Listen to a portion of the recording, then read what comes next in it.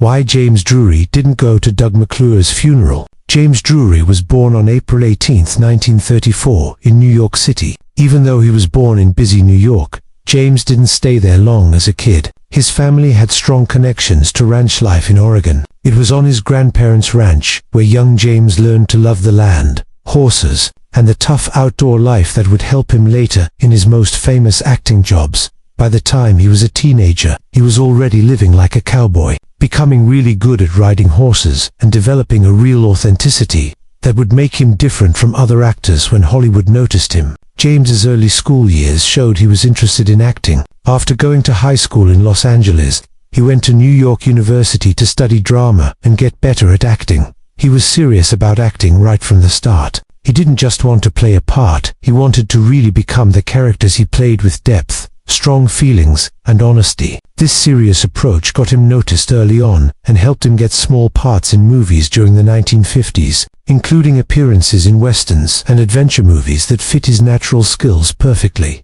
Even though his career started with smaller roles in movies like Love Me Tender in 1956, which starred Elvis Presley, and Bernadine in 1957, it was television that really made James Drury famous. In 1962, he got the role as the main character who never had a name in NBC's groundbreaking Western TV show, The Virginian. This role became his biggest success and one of the most important performances in TV Western history. For almost 10 years, from 1962 to 1971, Drury played the strong, quiet ranch boss who earned respect with his calm strength, good morals, and never-changing sense of right and wrong. Unlike many other Western heroes back then, the Virginian was special because his name was never told to viewers, which made the character mysterious and timeless. Drury's acting captured what the classic American cowboy was all about: tough, loyal, and fiercely independent, while also adding human qualities that made viewers feel connected to him.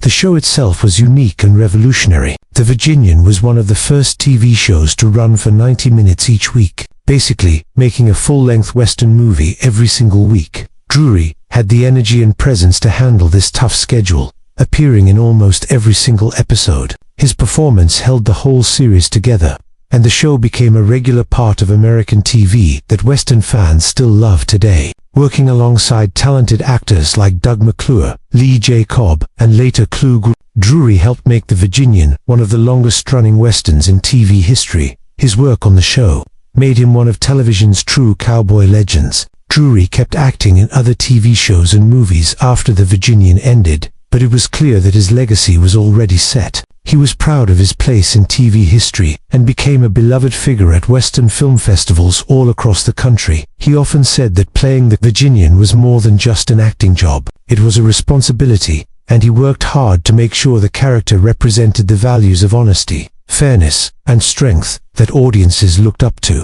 Besides The Virginian, James Drury kept acting in movies and TV, taking roles in shows like Gunsmoke and Rawhide, and feature films with some of the biggest stars in the business. However, it was his signature role that defined his whole career. Unlike many actors who get angry about being typecast, Drury embraced his legacy. He understood that audiences loved him for what he brought to The Virginian, and he carried that identity with pride his whole life. His appearances at Western film festivals, fan gatherings, and TV reunions in later years showed how grateful he was to the fans who had supported him for decades. On February 7, 1957, James Drury got married for the first time to Crystal Owens, a marriage that brought him both happiness and responsibility. Together, they had 2 sons, Timothy and James III, who would carry on the Drury family name. While Drury was dealing with the growing demands of his acting career, especially as he started building his reputation in TV and movies, he was also learning the challenges and rewards of being a father. Timothy and James III were the center of his life during these early years, keeping him grounded despite the fast pace of Hollywood. Even though their marriage looked promising at first, James and Crystal faced problems that eventually couldn't be fixed. After 7 years together, the couple decided to split up, making their divorce official on November 23, 1964. A few years later, Drury found love again. On April 27, 1968, he married Phyllis Jacqueline Mitchell, starting a new chapter in his personal life. This time period matched up with the height of his fame, as The Virginian was at its most popular. and Drury was a household name. The marriage lasted for over 10 years, and during this time Phyllis shared in the excitement and pressures that came with being married to a famous TV star. However, like many marriages that are affected by the stress of public life and personal differences, theirs eventually ended too. On January 30th, 1979, Drury and Phyllis officially got divorced, closing another chapter in his journey through love and relationships. Drury's third and final marriage brought him perhaps the deepest and most lasting partnership of his life. On July 30th, 1979, just months after his second divorce, he married Carl Ann Head. Unlike his earlier marriages, this relationship would last not just years, but decades, proof of the strong bond they shared. For 40 years, Carl Ann stood by his side, giving him stability, love, and companionship long after Hollywood's spotlight had faded. Their marriage survived every high and low, including Drury's change from leading man fame to a quieter, more private later life. Sadly, Carl Ann passed away on August 25, 2019, leaving Drury widowed after a lifetime of devotion. Her death marked the end of their long journey together, and Drury himself would die less than a year later. Drury's family went beyond his biological children. Through his marriages, he became a stepfather, taking on the role with warmth and dedication. He had 3 stepchildren, whom he came to care for deeply: a stepdaughter, Rhonda Brown, and 2 stepsons, Frederick Drury and Gary Sher. Even though they weren't related by blood, James formed lasting bonds with them, giving them the support and love of a father figure. These relationships added depth and richness to his family life, showing how important connection and loyalty were to him. Among his children, Drury's son Timothy achieved notable success in the music world, making his own path outside of acting. Timothy Drury became a highly respected keyboard player, guitarist, and singer. Building a distinguished career in rock music, he played with some of the most legendary bands of the time, including the Eagles and Whitesnake,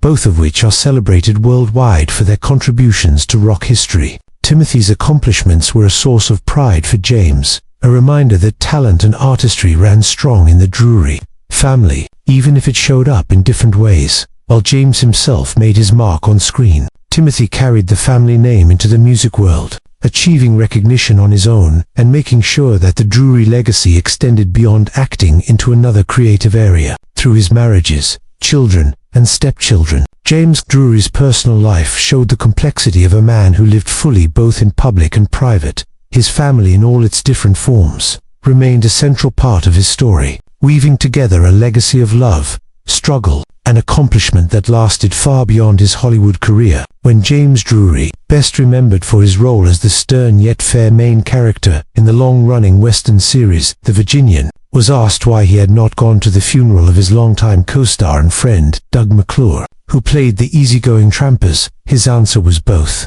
heartfelt and deeply revealing about the way he handled grief and personal loss. Drury's explanation gave insight into his personality, his need for privacy, and how intense the friendship was between him and McClure, a bond that couldn't be defined by a single ceremonial goodbye. Drury once explained, "I didn't go to Doug's funeral because I don't believe in saying goodbye that way."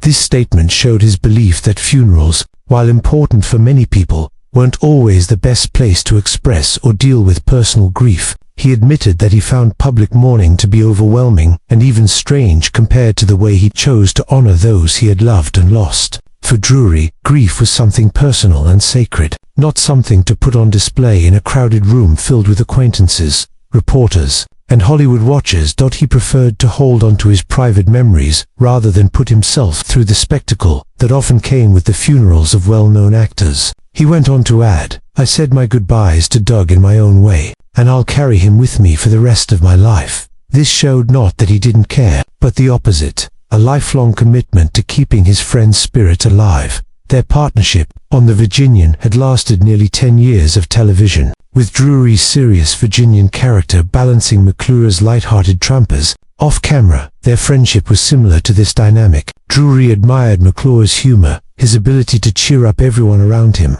and his unshakable optimism, even when facing personal struggles. Theirs was a brotherly bond, tested and proven over years of hard work on set. Drury didn't need a formal farewell to remind him of that closeness. Drury also acknowledged how emotionally difficult funerals